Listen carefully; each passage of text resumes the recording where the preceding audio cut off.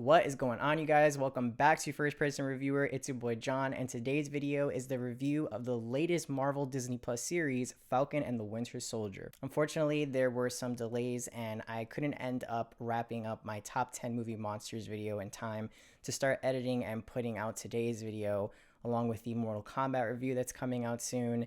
And this Friday is the Invincible finale and Returnal. So I definitely have a couple of reviews coming up, and I did end up a little backed up. It is still very much a video that I intend to put out, and one that I'm very excited to get to. As I said in my last video, I am really excited to start doing these top 10 discussion videos. It's something that I've always wanted to do with my channel. I just haven't really gotten there yet where I can juggle making and editing reviews and those kind of videos at the same time, especially now with just like back-to-back releases of games and movies. There's a lot upcoming to review, but with time, I will get there. I'm going to be continuing my review format from my previous video, the Godzilla vs. Kong review, with the spoiler section towards the end of the video following my final rating. So as always, feel free to use the timestamps in the description below to skip around at your leisure or go straight to the spoiler section. And if you want to check out my Godzilla vs. Kong review, it will also be linked in the description below. So without further ado, let's jump right into the review of Falcon and the Winter Soldier. They will never let a black man be Captain America. And even if they did, no self-respecting black man would ever want to be. Falcon and the Winter Soldier is entirely directed by Kerry Scoglin, who has previously helmed other episodes of television series such as The Walking Dead, The Handmaid's Tale, and even an episode of The Punisher. This miniseries now marks the second entry into the now increasingly expanding Disney Plus side of the MCU timeline, with its 6 telling episodes at a whopping 50 to 60 minutes each. The plot, much like WandaVision, continues to center on picking up after the events of Endgame, with the world still repairing itself from the fallout of the blip. This time with a much more grounded narrative focusing on our 2 titular Avengers coming face to face with their self-doubts. That is everything he stood for. That is his legacy. He gave you that shield and you threw it away like it was nothing. So maybe he was wrong about you. And if he was wrong about you, then he was wrong about me. With 50% of all life across the globe suddenly reappearing after 5 entire years, the world governments are still picking up the pieces and trying to put them back together in order to recreate the structural norms of the systems that we all know today. The story then primarily explores how this transition is impacting the economical and social lives of millions across the world, including our lead Avenger and the main antagonist, Karli Morgenthau, a gender-bent interpretation of a Captain America adversary, Karl Morgenthau, aka the Flag Smasher, a villain built upon the idea of destroying nation borders in the name of a one world order. As I previously mentioned in my WandaVision review, this series was initially scheduled to debut ahead of WandaVision's premiere, which would have acted as the MCU's first ever Disney Plus series at the time. But in my opinion, the alternated slots really complement this series' themes coming off the back of WandaVision that's centered primarily on the magical side of Marvel, with a much more mystical narrative into this very raw, grounded, and gritty action thriller. Its 6 episodes are tightly compacted without ever feeling too bloated, which allowed for some excellent pacing for most of its runtime, along with some surprisingly compelling storytelling that definitely still abides by the tone and structure of the Captain America trilogy at its core, but also sheds some light on some very real and very relative topics such as America's shady history with its veterans, institutionalized racism, and just how little things have actually changed since Steve Rogers' days in World War I. These are themes that films like Winter Soldier and Civil War only began to scratch the surface of, with Cap even dropping the Stars and Stripes and going rogue in Infinity War. But with this series, these themes take center stage as many of the public eye, the main characters, and eventually the audience begin to reflect on what it truly means to be Captain America and what the iconic shield represents. The show does an excellent job asking all these questions while simultaneously delivering some fantastic and long overdue development for our 2 main heroes, who once upon a time were just supporting characters to Steve Rogers. Both Anthony Mackie and Sebastian Stan bounce off one another so goddamn well, with a very organic buddy cop-like dynamic between the two that not only made for some excellent banter between them, but for some very, very cool and creative tag team action sequences. They work just as great apart as they do together, with Anthony Mackie delivering my favorite performance as Sam Wilson to date, and Sebastian Stan bringing some very raw emotion to Bucky Barnes' fractured mental state and his rehabilitation process post-Winter Soldier. Sebastian Stan is now one of the few remaining MCU vets left standing, next to Paul Bettany and Chris Hemsworth. Is he asleep? No.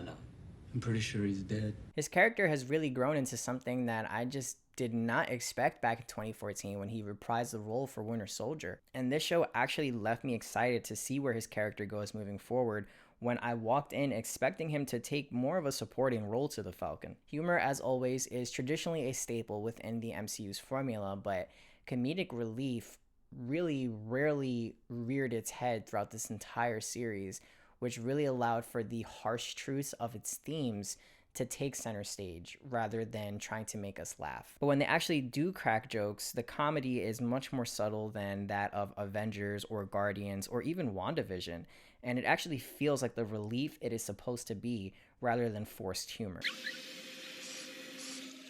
Get out of my face, Sam, or I'll break it. On the other end, the action is excellently directed and choreographed, as it typically is with its Captain America counterparts, with two of my favorite sequences being a very impressive chase scene on the top of two mobile trucks, and the other a very intense confrontation that I'll get a little bit more into in the spoiler section. I was also very pleased once again just how well Sam's Falcon suit is utilized. The MCU has continually surprised me with the very cool and creative ways that they have used Sam's gear in combat situations, especially given the simplicity of them. And that creativity definitely continued within this series. I'm really excited to see what else they can manage to think up of with Falcon's suit moving forward. Honestly, full transparency here, guys, I fully walked into this prepared for a pretty face value buddy cop action thriller, and I was okay with that. I wanted that even. This series could have easily just been action oriented and still succeed at being entertaining, but I was really and pleasantly surprised by its thematical depth and just how much I found myself engaged with each episode leading into its finale. This show asks some questions that I would have never even really thought of post-blip, such as what is a person supposed to do when they come back 5 years later and find someone else living in their home? Is that person supposed to just leave now? These are the kind of things that Marvel did not have to go out of their way to ask or incorporate within the story. It wasn't necessary to tell the story, but it's the little things like this that make it feel all the more real. Like WandaVision though, it is not perfect or without its flaws. Although the pacing was very solid for most of the runtime, it did stumble a bit within the first and last episode, specifically the third act of the final episode. For me, the first episode, while highly enjoyable, especially with an incredible opening action sequence reintroducing the Falcon back on screen, but personally, it just wasn't enough by the end to initially hook me in. It wasn't until the second episode and so forth that I started to become increasingly gripped by it. Overall, this series is very much in line with the Captain America trilogy, and at times even an extension to them, especially Winter Soldier and Civil War. So if you are as big of a fan of those movies as I am, then this is definitely right up your alley. There's been a lot of criticism circling around regarding the show's takes on certain political aspects, even being labeled as an agenda and as a weakness to the show, which personally I just think is really foolish. Much the same like WandaVision's Decade of Television's gimmick being criticized as boring, I could not disagree more. Both of these series are 100% not without flaws, but what they have actually been heavily criticized for are far from flaws and really misses the point of their actual faults. I honestly really hope that the reception from both of these series does not deter Disney from continuing to step outside of the box and deliver new creative and grounding content that does not cater to the family audience. Disney and Marvel once again delivers a story that puts the MCU formula to a halt to ask the hard and uncomfortable questions surrounding a character that embodies the very meaning of freedom itself. Captain America-centered content of the MCU continues to be the most consistent and best storytelling to date, with a lot of room for both characters to grow in the future that I am very, very much looking forward to. I'm going to give Falcon and the Winter Soldier a 9 out of 10.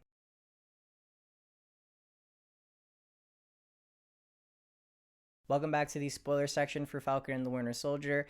Rather than taking things episode by episode, I'm basically just going to go over the spoiler elements of the primary character arcs, some surprise appearances, and just the general themes of the series as a whole, along with the way that they ultimately concluded. Beginning with the star of the series, as I mentioned prior, Anthony Mackie truly outdoes himself within the series. He has just completely owned the character of Sam Wilson since his debut in Winter Soldier and has come full circle in the most satisfying of ways. His character is at peak performance where the action is concerned, with a gorgeously shot opening action sequence in episode 1 where Sam has to take down Baltrock the Leaper, reprised by UFC fighter George St. Pierre, who hasn't been on the scene since the Winter Soldier and was a very welcome surprise. Baltrock is a relatively B-list Captain America villain, but it was still satisfying to see him make a return in the series, and a nice bit of continuity within the MCU and the Captain America franchise specifically. This action scene though was seriously insanely shot, with breathtaking direction, effects, and incredible camera control that almost makes you feel like you're flying along with Sam the entire time. Disney once again is really just flexing its budget at this point. The production value within this series, along with the several other Disney Plus series, are top-notch stuff. And Sam's new Falcon suit is so clean. It is the perfect iteration of the classic red Falcon suit thus far, and I loved it. We're also given the first look into Sam's personal and home life with the introduction of his sister Sarah along with his nephews in a subplot surrounding a family-owned boat that his sister is considering selling to pay off some debt, which is also the beginning of the show's core themes regarding the economical impact the blip has caused. Moments like Sam being denied a bank loan after literally playing a part in saving the entire world and universe, and Sam getting hassled by some cops just for being a visibly angry black man in the street until he is recognized as the Falcon. Is this guy bothering you? No, he's not bothering me. Do you know who this is? Oh, God. I'm so sorry, Mr. Wilson. I didn't recognize you without the goggles.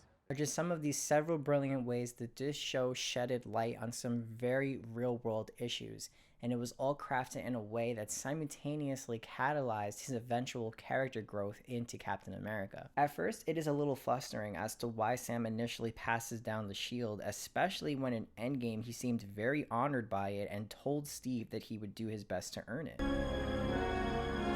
I'll do my best. But as the story unfolds, it explores what it meant for a black man to be passed down the shield, and the roots of Sam's doubt when Bucky finally confronted him and Sam reveals he genuinely thought it was the right thing to do. Maybe this is something you or Steve will never understand. But can you accept that I did what I thought was right?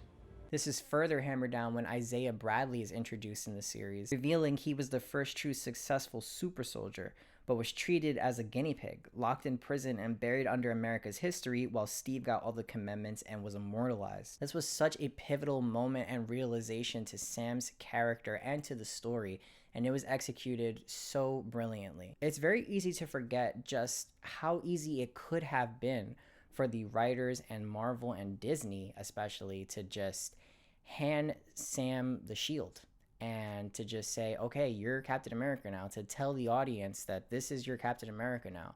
And not many people really would have blinked an eye about it. This is very typical traditional comic book stuff. Mantles are constantly being passed down to successors or apprentices. But they instead chose to add depth to his metamorphosis into Captain America and what it meant for and to the black community, and it was really done excellently. Isaiah confirming to Sam that there will never be a black Captain America, his own self-doubts living up to the title, his agreements with Flag Smasher's goals and ideas despite his disagreements with her means, all make for the most satisfying character evolutions in Marvel thus far, along with arguably the best costume adaptation to date. This costume was incredible. I literally could not be more happier with its design and its capabilities. The vibranium wings were icing on an already perfect cake, and I love how the suit compensated for all the things that Sam couldn't do, like thrusters providing him a boost of strength and his wings acting as both shields and bracers during combat. Mackie is Captain America, plain and simple, and I am genuinely so excited to see these two team up again in the newly announced Captain America 4, starring Mackie and Sebastian Stan, and I am just so excited to see him lead as the new Captain America within the next inevitable Avengers film. Which now brings me to the Winter Soldier side of the story, which I actually was surprised by the most. I really love the idea of Bucky having to come face to face with his demons and abide by a code as part of a United States pardon. And I also really love that he used Cap's journal that Steve used to catch up with the modern times and the Winter Soldier to write his list of amendments. There's also a really great bit of continuity and callback to Civil War, where Bucky tells Iron Man that he not only remembers murdering Tony's parents, but he remembers every single person that he murdered during his days as an assassin. Do you even remember them? I remember all of it. I was honestly just really satisfied that Bucky's arc finally came full circle, given the fact that he largely just becomes a background and supporting character post-Civil War. His arc really comes to a halt in Infinity War and Endgame, where he's more of just a pawn on the chessboard than an actual character. What really disappointed me most regarding Bucky's involvement within those films was not even his relevance to the plot, but just how little Bucky had to do action-wise during both of those movies. He can do literally everything that Cap can do, and he has a vibranium arm. Yet for the entirety of his involvement, he literally just shoots things in both movies. Literally the coolest thing he did was pick up and spin around Rocket in the Wakanda battle. Okay, how much for the arm? Oh, I'll get that arm. So it was very satisfying to finally see Bucky utilize his arm once again, and his skill most importantly. And it was very cool to not only see the Wakandans make a return within the series, but also the fact that they can disconnect his arm as a failsafe literally at any time. Did you know they could do that?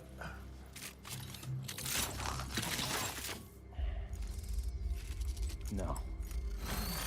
My favorite scene with Bucky was without a doubt the flashback to his days rehabilitating in Wakanda, training with Ayo to resist the Winter Soldier commands. Sebastian's acting was really A grade during this scene. He is such a fantastic actor, and they just really don't give him enough moments like this for him to show off his range. This was the kind of storytelling that was sorely lacking from his involvement in both Infinity War and Endgame, but granted, at the time, there was much more things to focus on. However, I did feel that the scene where Bucky finally confronts the character Yori and confesses that he is the one responsible for his son's murder was a bit rushed, especially given that it was a very pivotal moment of redemption that had been built up to. He kind of just walks in, tells him, and leaves. And I know that there's not much else to say in that situation on both sides, but the scene just transpired really quickly. It really didn't show Yori processing the information, or even Bucky for that matter. It kind of just cuts to him leaving. Despite this moment, the show ultimately does a very good job finally evolving Bucky into a character of his own outside of the Winter Soldier, assassin, and Captain America mantle. But the real core of this show, aside from its themes, is the relationship between the two titular characters. From their very first encounter in the Winter Soldier, they have evolved from strangers to enemies to friends of a friend. Can you move your seat up? No. To co-workers. Well, which way Why do you have to have your right or legs left? open? You know what? Fine, here.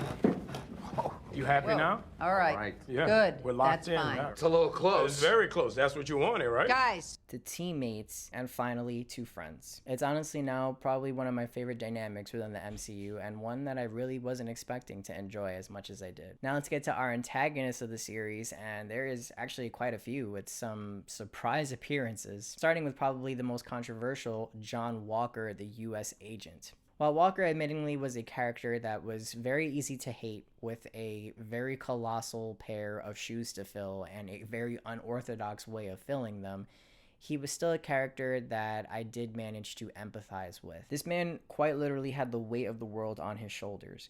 A mantle like Captain America is the furthest from an easy one to live up to, and the excellent writing really made me understand why he succumbed to the pressure towards the end. It didn't justify any of his actions, but it at least made me understand why he did them. Before this responsibility was handed to him, he was one of the best soldiers America had to offer, which is why he was handpicked for the role in the first place. He was genuinely a relatively good guy with a partner and wife that loved and rooted for him the whole way through, but he never got any kind of respect from Falcon, Bucky, or really anyone else for that matter other than his partner. And when he's inevitably killed as collateral damage, the last screw in his already fractured mind completely loosens. Wyatt Russell does a really good job here portraying this character's internal struggles in a way that is comprehensive, especially during his final speech when he's eventually stripped of his title because he literally fatality'd a dude. Disney has really been pushing its PG-13 rating with its recent content. It kind of walked right up to the line with WandaVision and then just fully crossed it within this scene, and honestly, it was glorious. But Walker makes some pretty valid points. I lived my life by your mandates. I dedicated my life to your mandates. I only ever did what you asked of me, what you told me to be and trained me to do, and I did it. And I did it well. The overall writing surrounding his character was a lot less black and white and more of a gray role within the plot, which was honestly really surprising. I kind of really thought that this character was just gonna be a douchebag. There were a lot of great little details within his character, like always introducing himself as Captain America, where Steve would only introduce himself as Steve. I am Steve Rogers. When he was downright embarrassed by the Dora Milaje, when he realizes that he just got his ass handed to him by women without even a superhuman advantage, in turn becoming fixated with the super soldier serum, believing that that is what warranted Steve's respect as Captain America. He constantly struggled to understand what it was that made Steve Captain America, and it isn't until his final confrontation with the Flag Smasher that he finds himself at a crossroads to either do the right thing or pursue Flag Smasher and avenge his partner, that he finally becomes exactly what he was struggling so hard for without even realizing it, by trying to save the hostages over apprehending her. His transition in character really surprised me, especially given the fact that in the penultimate episode, which holy crap, let's talk about that for a second, because what a fucking scene the opening action sequence was. That final confrontation with Sam and Bucky stripping the shield from him was wild and arguably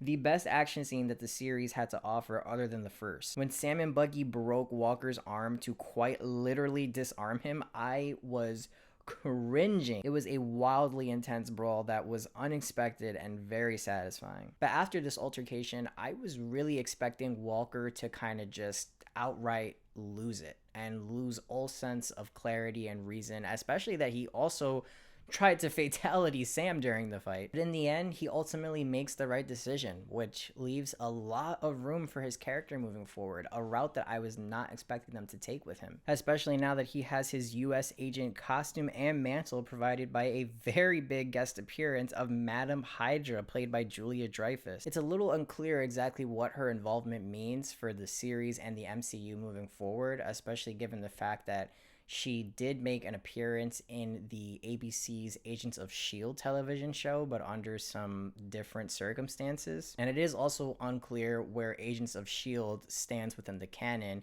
especially given the fact that the Darkhold appeared within that show and also just appeared within WandaVision. Her appearance was very brief, but Julia is very charismatic and still managed to eat up the screen for the very few seconds that she was on it. Wow. Couldn't have worked better if I'd planned it myself. Oh, well, maybe I did. No, I'm kidding, I didn't.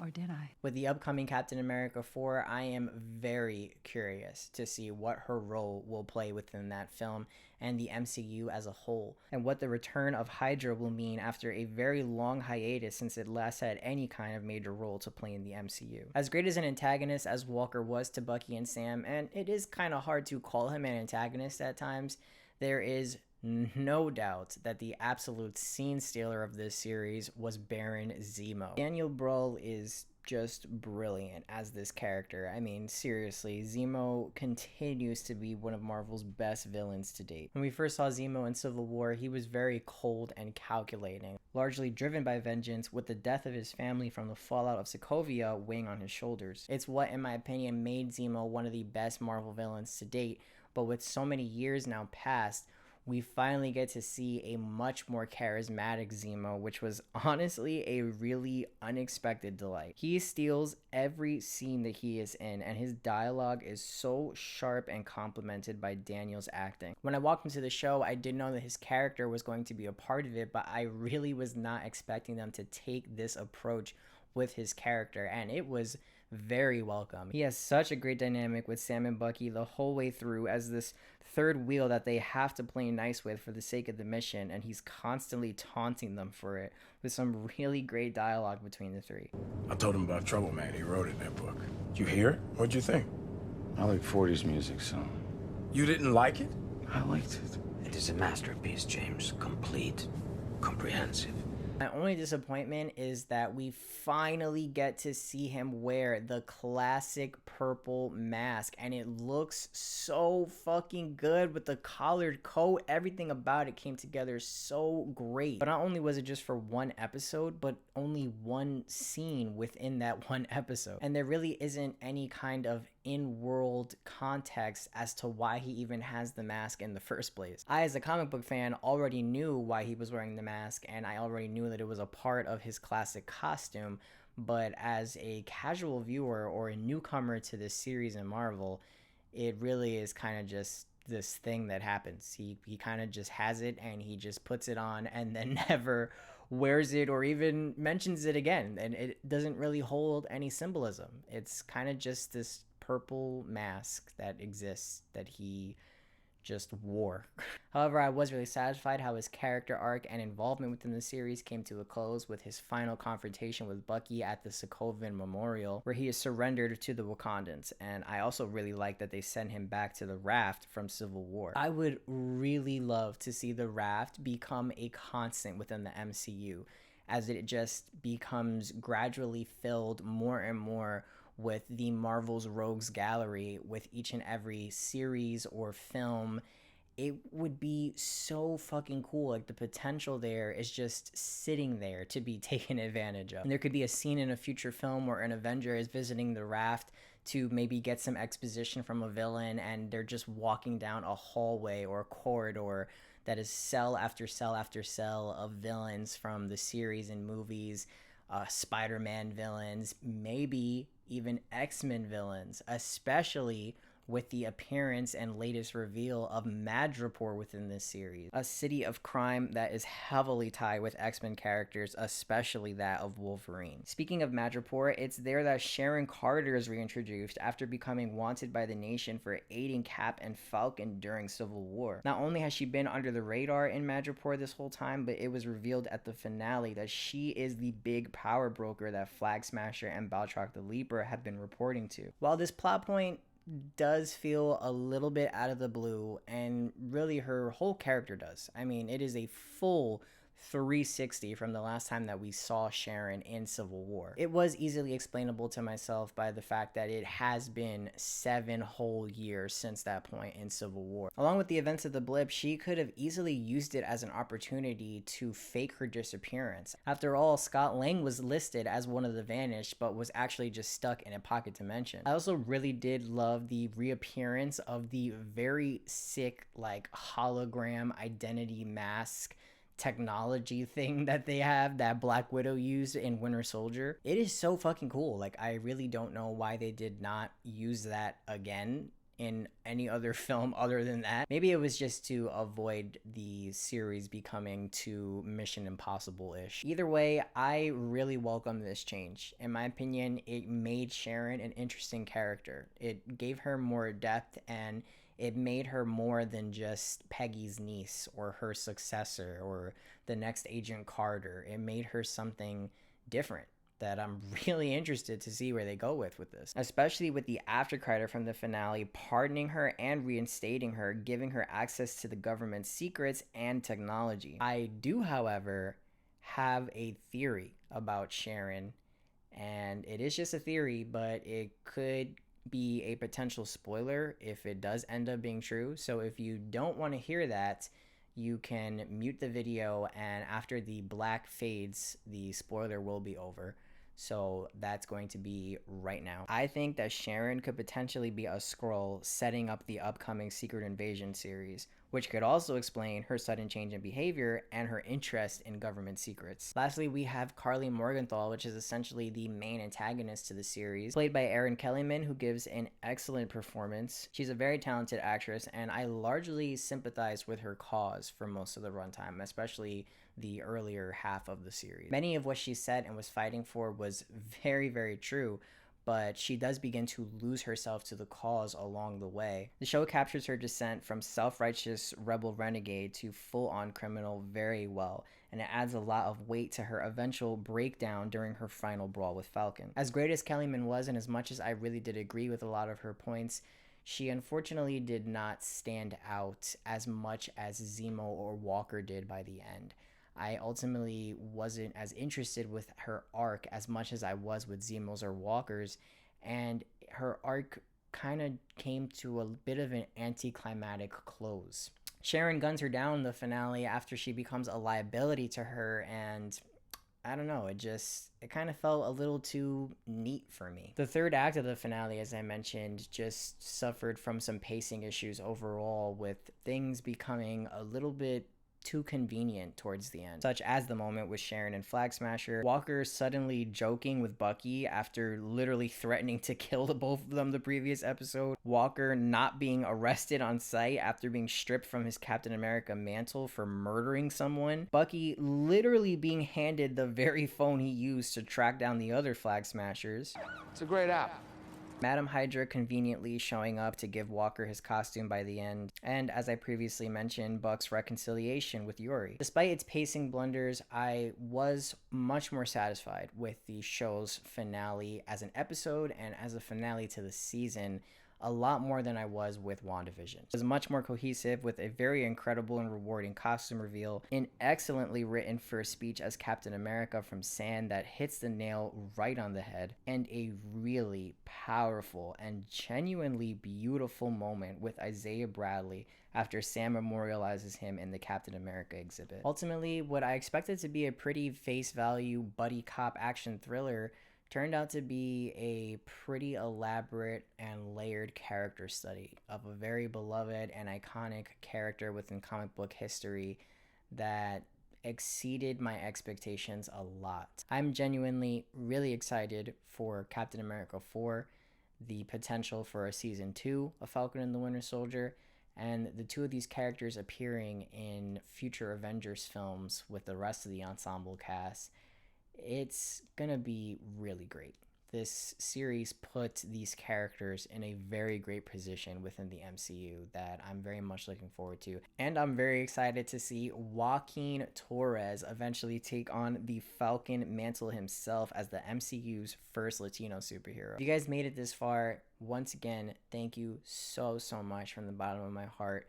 Thank you for your patience and thank you for your support as I learn how to get better at this process and provide even better videos. If you enjoyed this video, make sure to leave a like, subscribe, and click the little bell for notifications, and make sure to tune in for more upcoming reviews of Mortal Kombat, Invincible, Returnal, and much more.